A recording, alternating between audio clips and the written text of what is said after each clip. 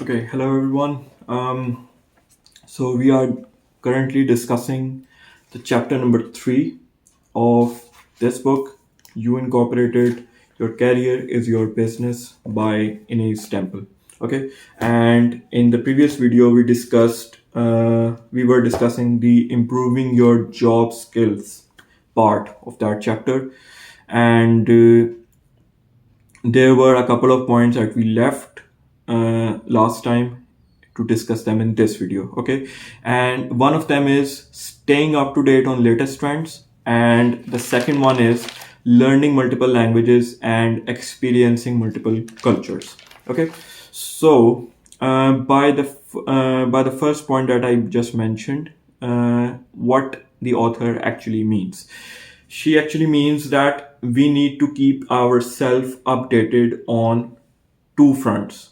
Okay, one is in order to keep ourselves updated with the latest industry requirements in which we are working in of the target market, and in to have the latest certifications, to have the latest updates regarding what's happening in our particular industry, and what are the latest updates in our particular industry, what we need to learn new, and what is now being you know uh, being obsolete. Okay, so what is being obsolete and what is the new thing in our industry, and we need to catch up with it in order to stay competitive, in order to keep our employability level high in the eyes of employer or the client. Okay, so how can you do it? Regarding the first point, that keeping yourself up to date on all the latest updates in our profession, in our industry, and especially related to the role we play in our current organization. We need to attend different seminars. We need to have different professional subscriptions, such as a subscription of a magazine which is related to our industry, or following people on LinkedIn who are the top voices in our industry. Or every industry is different. So for example, let's just to take as an example, in the accountancy industry, in the accountancy outsourcing field.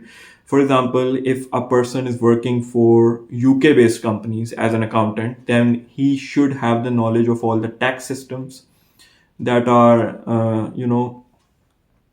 that is a framework of in which the companies incorporated registered in UK have to work in, and all the latest finance budgets, all the details, all the latest tax rates, all the latest updates regarding that. So it can be anything regarding your particular industry. And that was the first point. The second point regarding staying up to date on the latest trends in your target market is to adapt with the latest technological changes that have been happening in your particular industry. For example, if there is a new software that has been developed in your industry, which due to which the efficiency levels of the job gets quite high, and it is quite user friendly, and it is much better than the current softwares that are being used in your industry, then you should learn that, and you should familiarize yourself with that particular software or those particular technologies. And again, it can be anything regarding your uh, particular job market. For example, in case of programmers, the softwares can be entirely different, and this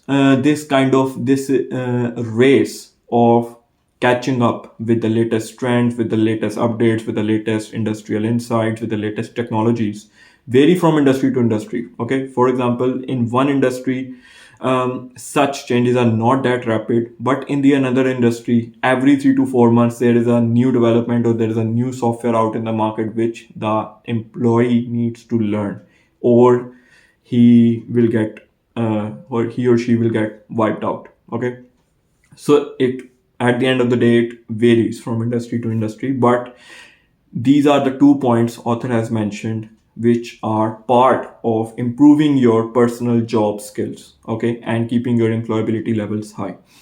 um, okay, so most of the people who are working in the industry don't have time for these kind of things, but this is where the person who is more competent takes all the marks. That if a person, you cannot have you know you cannot say at the end of the day that you do not have time, because the people, it's all about priorities, and the people who will have time or who will get that time arranged for themselves to learn that new specific software, or that new, or to take that new webinar regarding the a new standard that has come up in your particular industry, he will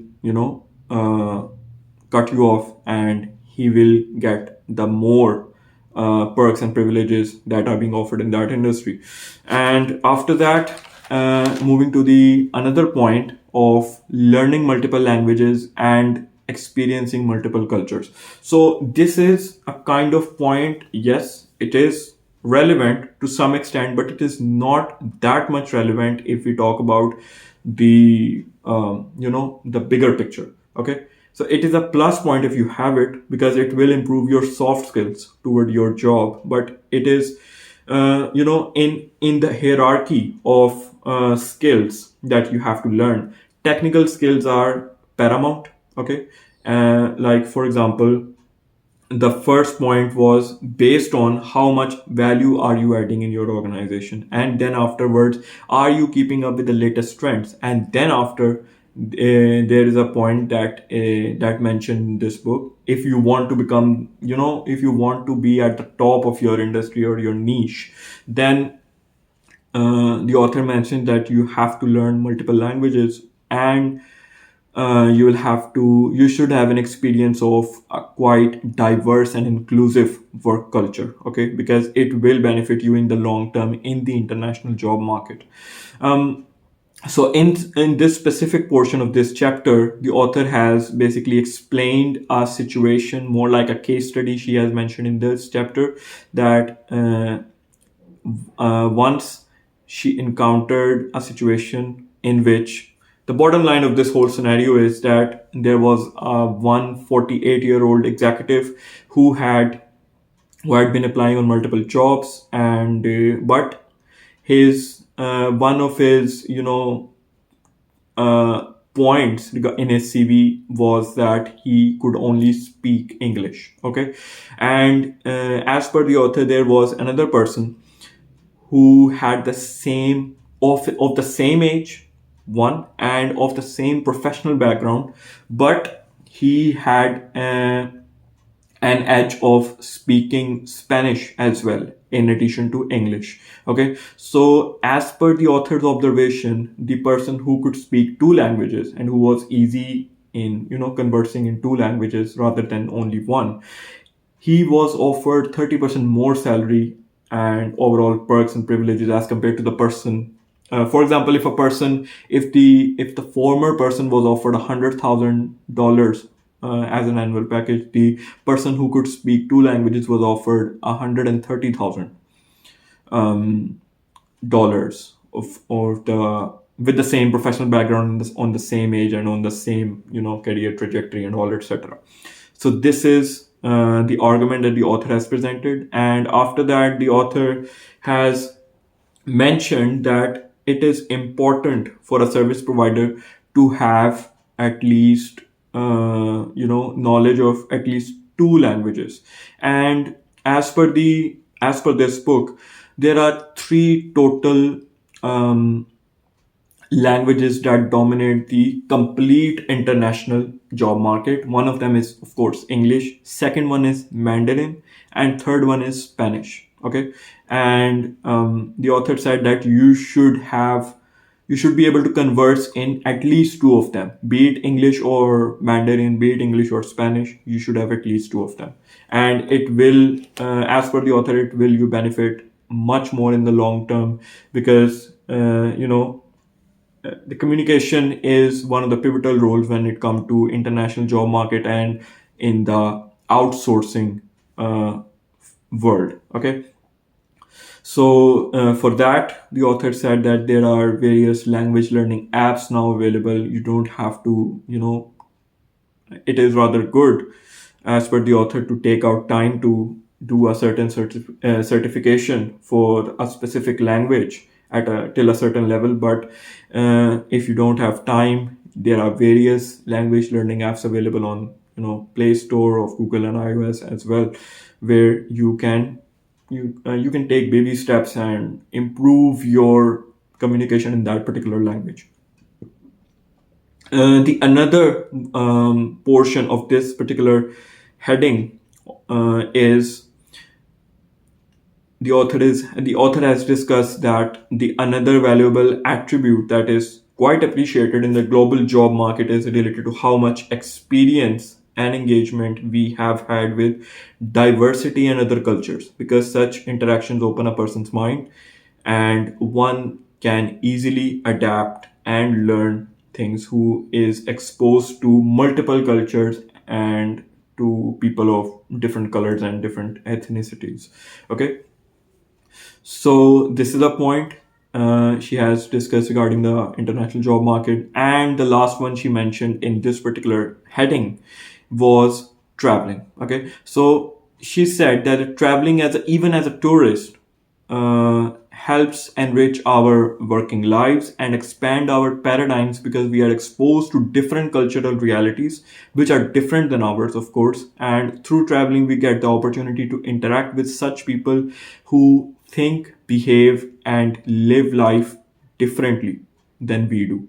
So, you have kind of a window in their thought process, that okay, so how these people approach life. Okay, so for example, I have worked with few Chinese clients, and the thing that made them different from some other clients of my firm was that the Chinese were really detail oriented, and not just by the name or as a term mentioned on everyone's CV these days, that a person is detail oriented. These clients were, I mean, you really should know what you are talking about in front of them, because they are going to discuss even the smallest of figures with you and ask you about their details, that from where did these figures come from. And you have to be they keep you on your toes. And there was some you can say there was a special preparation I had to do when I was working on some Chinese client. Okay, so this is an example for you all. And there are various different kind of examples. So French clients can be different, Britain clients can be different, Canadian clients can be different, US clients can be different in this particular respect that I just mentioned. Okay, so that was all for today, and we are going to discuss the other two parts in the upcoming videos of improving our personal competitiveness.